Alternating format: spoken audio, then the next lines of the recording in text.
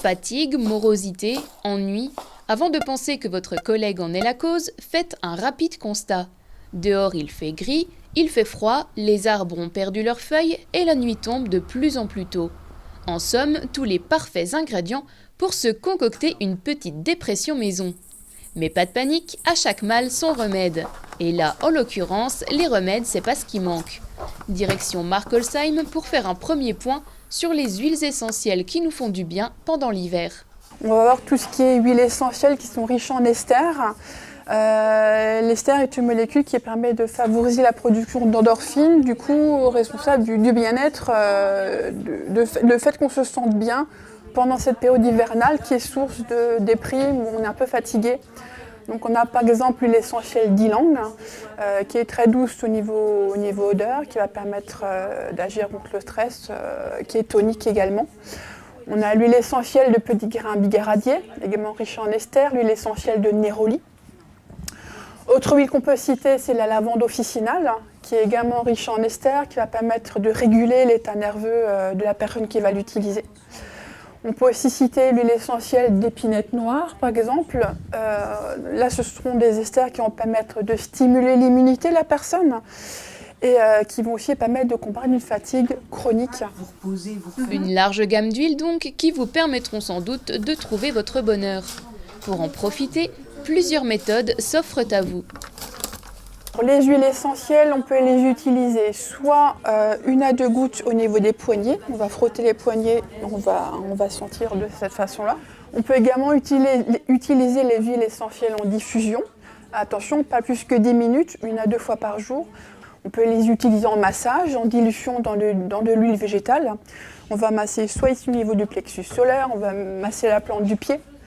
On peut également prendre quelques gouttes d'huile essentielle et les mettre dans la noisette de gel douche qu'on va utiliser pour le bain, notamment la lavande. Et ça permet d'avoir un bain aromatique. Et pourquoi ne pas ajouter à ce bain aromatique un savon bio à la mandarine rouge ? À la savonnerie Argasol de Sainte-Marie-aux-Mines aussi, on lutte contre les petits maux de l'hiver. Alors ce savon-là, en fait, on l'a créé parce qu'on avait envie de faire une note d'agrumes dans notre gamme. Et donc on cherchait un savon un peu punchy, un peu dynamique, et on a décidé de travailler avec la mandarine rouge. La particularité de ce savon, donc comme tous nos savons, il va être très doux pour la peau, il est bien hydratant, bien nourrissant. Et il a donc cette petite note d'agrumes, une certaine douceur. Beaucoup d'énergie, à condition de se réveiller du bon pied le matin. Une note d'agrumes pour la peau que l'on peut aussi retrouver dans notre assiette. Oui, parce que les fruits, c'est bon pour la santé, mais qui n'a pas envie, un soir d'hiver, de manger une raclette ? Bah quoi, il faut bien lutter contre le froid, non ? Oui, les patients le disent en consultation, l'été ils ont envie de fraîcheur, donc ils vont plus aller en effet vers les salades, vers tout ce qui peut être frais, alors que l'hiver on préfère en effet les choses un peu plus riches, manger des soupes, des choses qui sont chaudes aussi. Donc c'est vrai que l'alimentation entre l'hiver et l'été est différente et nos besoins sont différents. Il est important de maintenir la température du corps et pour pouvoir maintenir cette température, là aussi on ne mange pas les mêmes choses. Après, il est certain que l'alimentation évolue au fil des saisons, mais on n'a pas forcément besoin de manger 2 fois plus en hiver qu'en été. Bon, alors d'accord pour la raclette, mais avec modération. Et le tryptophane, qu'est-ce que c'est exactement ? Cet acide aminé serait essentiel contre la dépression, mais quels sont les aliments qui en comportent ? Ce messager chimique qui est un petit peu à l'origine de la régulation de l'humeur qu'on appelle la sérotonine, qui est fabriquée donc par notre cerveau.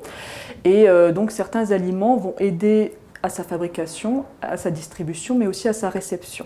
Alors on trouve dans les aliments riches en tryptophane les œufs, tout ce qui est légumes secs, donc là il y a par exemple des lentilles, des pois cassés. Les graines de courge aussi sont vraiment des choses qui sont très intéressantes, qu'on peut mettre dans les salades, dans le muesli ou dans le yaourt. On va trouver les bananes, les noix et aussi, mais là, le chocolat noir. Voilà, donc petit plaisir de l'hiver, mais là aussi, bien sûr, avec modération. On va aussi trouver les céréales complètes, donc là par exemple le pain, mais aussi les pâtes complètes, le riz complet. Je dirais qu'en prime abord, ce qui est important, c'est vraiment de mieux choisir nos aliments et aussi vraiment de se faire plaisir. Parce que qu'est-ce qui joue aussi sur notre morale? Il y a ce que l'on mange, mais aussi en cette période, notamment près des fêtes, il est important de ne pas se priver. Parce que de la privation naît la frustration, et la frustration joue sur notre morale. Et après, ce qui s'ensuit bien sûr, c'est le lâcher prise, avec non pas 1 ou 2 carreaux, mais la tablette de chocolat. Donc vraiment, ce qui est important vraiment dans tous ces aliments, et même dans ceux que l'on aime, c'est avant tout se faire plaisir. La déprime hivernale n'est donc pas une fatalité. De nombreuses solutions existent pour lutter contre cette morosité. Mais si vous n'aimez ni les huiles essentielles, ni les savons, et encore moins les fruits, vous pouvez toujours faire du sport en portant des couleurs vives et en pensant positif. En tout cas, l'hiver peut bien s'installer. Moi, je suis parée.